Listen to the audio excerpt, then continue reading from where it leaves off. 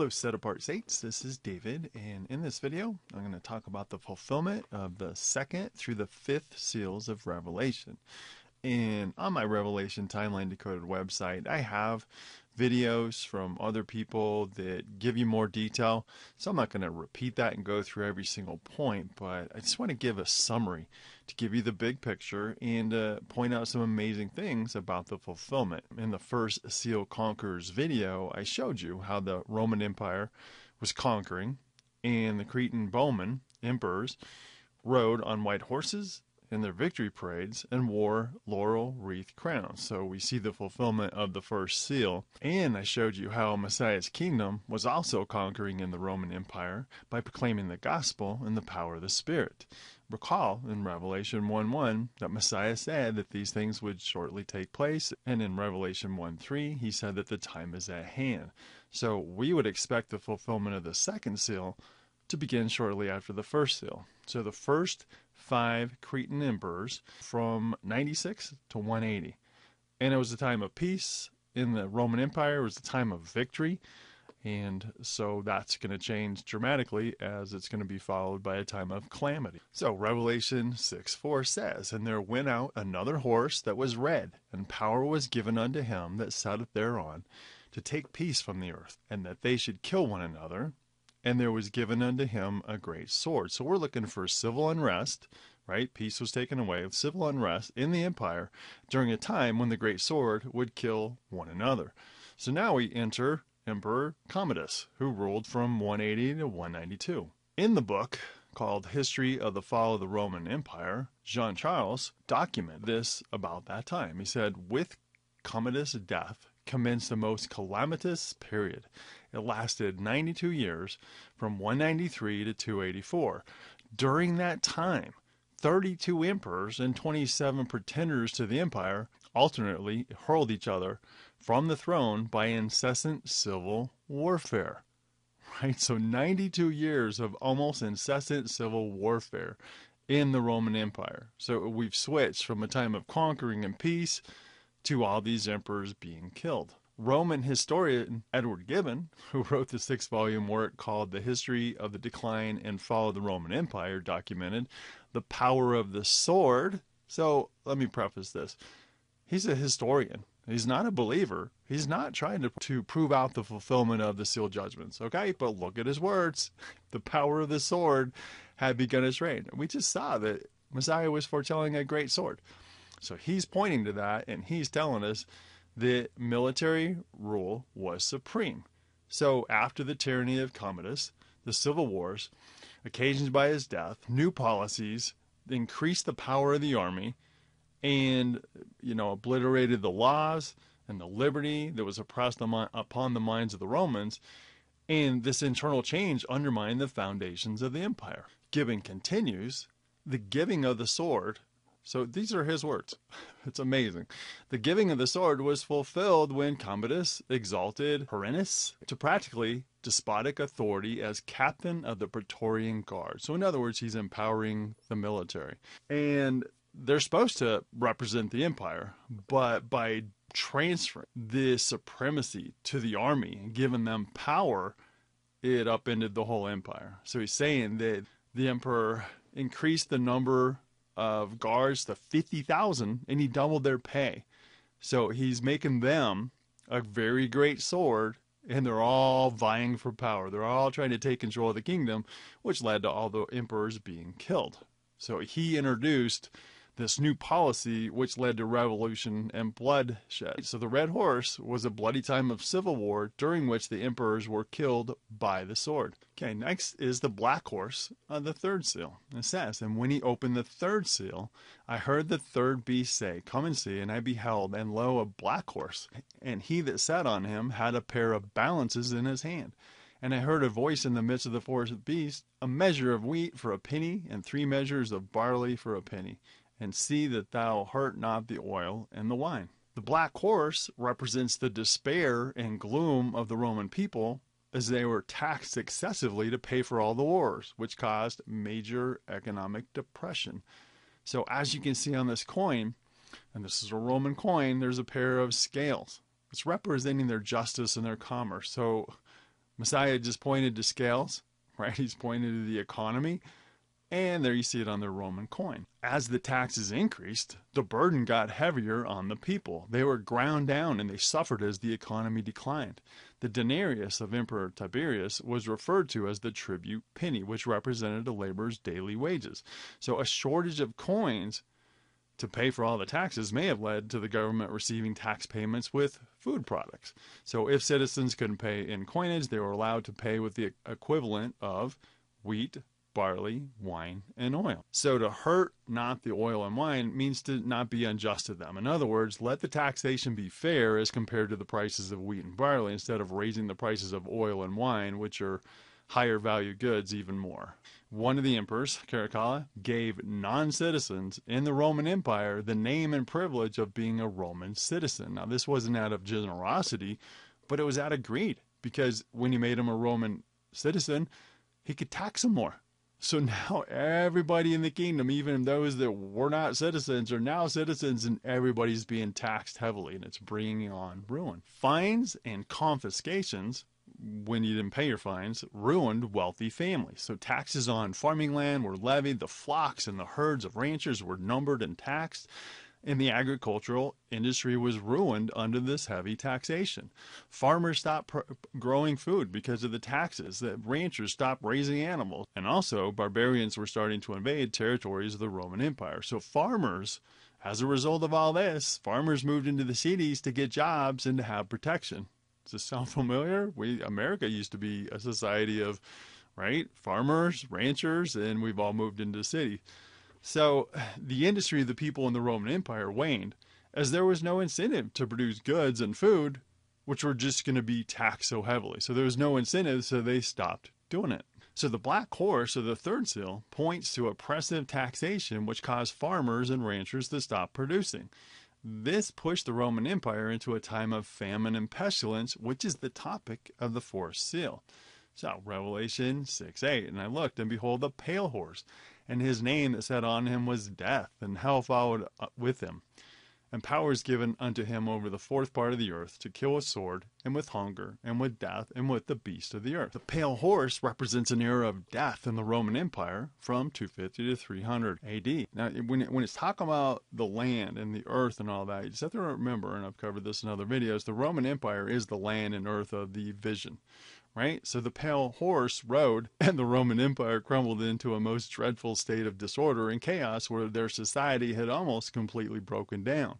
The pale horse of the fourth seal points to a time when the Roman Empire suffered from famine, pestilence, and wild beast attack. So Messiah is talking about 1/4 of the Roman Empire's population dying, not 1/4 of the whole earth, every country in the earth. You just have to be clear about what is the land of prophecy. And the Roman Empire's calamity, it was blamed on Messiah's followers, so as they didn't bow down to the Roman pagan gods. And this served to increase persecution of Messiah's saints by the Roman emperors. And that takes us to the fifth seal, which is about the martyrs of the Roman Empire. So Revelation 6:9-10 says, And when he had opened the fifth seal, I saw under the altar the souls of them that were slain for the word of God, and for the testimony which they held. And they cried with a loud voice, saying, How long, O Lord, holy and true, dost thou not judge and avenge our blood on them that dwell on the earth? Pointing to the Roman emperors who had persecuted them. Right? So that's exactly who they're pointing to. They had been killed in the Colosseums. They'd been killed, set on fire, all sorts of horrible things that they faced. So the fifth seal represents the millions of martyrs who were killed by the Roman Empire, as Satan used the emperors to try to wipe out Messiah's assembly of saints. They endured 10 persecution periods, starting with Emperor Nero, who blamed them for the fire in Rome to justify killing them. So different emperors, Maximinus and Gallienus, were both great butchers, both to their own subjects that were heathens and to the saint. Gallienus is said to have killed 3,000 to 4,000 people every day. But the most terrible, most prolonged persecution in the history of the Assembly of the Saints occurred during the 10th persecution, as Diocletian and Maxinius sought to root out Messiah's ecclesia from the very face of the earth during the 10 years of 303 to 313. Now let's relate this to Revelation 12, which is about Satan using the pagan Roman Empire to try to wipe out Messiah's saints. If you look at the Revelation fulfillment chart, and you can stop the video. I provided the link in the description. You want to print that out as you go through the series of videos. You see that the fifth seal took place when the Roman emperors were in power. The victors are declared to have overcome, not by sword or spear, as in a carnal conflict, but by spiritual weapons. The martyrs who were killed by the Roman Empire did not deny their Messiah to preserve their lives. Rather, they honored him with the words of their testimony before the persecuting Romans. So now let's connect the fifth seal with the Smyrna church era. Smyrna's name comes from the word myrrh, a tree resin with a bitter taste that was crushed and used in perfume, incense, and as a preservative and burial. It's a symbol of death, which is appropriate for this church era. Messiah pointed to 10 days, 10 prophetic years that they would face death. And he said, "Fear none of these things which thou shalt suffer. Behold, the devil shall cast some of you into prison, that ye may be tried, and ye shall have tribulation 10 days. Be thou faithful unto death, and I will give you a crown of life." So Messiah only had words of encouragement and comfort in her sufferings at the hand of the persecutors. Their blood was crying out symbolically, crying out for him to avenge their deaths. And vengeance came soon as the trumpet judgments were poured out on the pagan Roman Empire. So when you look at the Revelation fulfillment chart, the Smyrna church era faced harsh persecution for 10 years from 303 to 312. That's when it effectively ended. And the fifth seal is describing the martyrs crying out for vengeance. So you see the perfect synchronicity of the 4 chronological layers of Messiah's apocalyptic vision, and you see how amazing it is, how they line up. That's why it helps to see them on a chart, because you see what's going on, who's in control. It's the emperors. On the bottom, you see the church era of Smyrna. You see the fifth seal. You see it all line up. Interestingly, there's a connection to the normal gestation period for a human, 280 days. So if we count from the holy feast day of Pentecost, when the Spirit was poured out on the saints, we see that 280 years, so using the 1 day equals 1 year principle, 280 years later is 312 AD. So we're spanning from the first century, right, when during Pentecost and the Spirit was given, and we span all the way to 312 during the 10 persecution periods that the saints faced.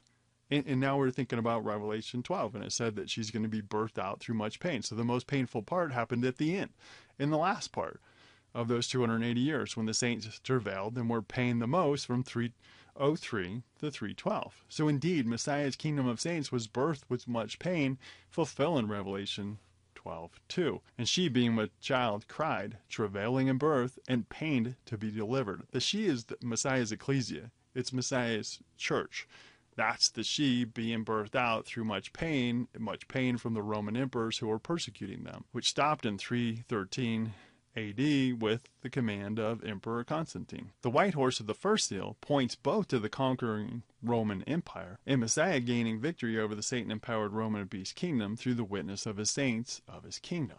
Right? So you have 2 kingdoms going forth, Satan-empowered Roman beast kingdom and Messiah's kingdom going side by side, right? And they're battling against each other. And there's this story that I share in the book, and it's of George of Lydda. And it gives us a perfect example of victory over Satan. His father served in the Roman army, and George also served as a soldier. He became a Praetorian guard for Roman Emperor Diocletian. And George was a follower of Messiah. And when Diocletian found out about his faith, he was sentenced to torture and eventually death for refusing to recant his faith. Diocletian's wife, Empress Alexandria of Rome, witnessed George's torture, and she bowed before him and professed her faith in Messiah openly.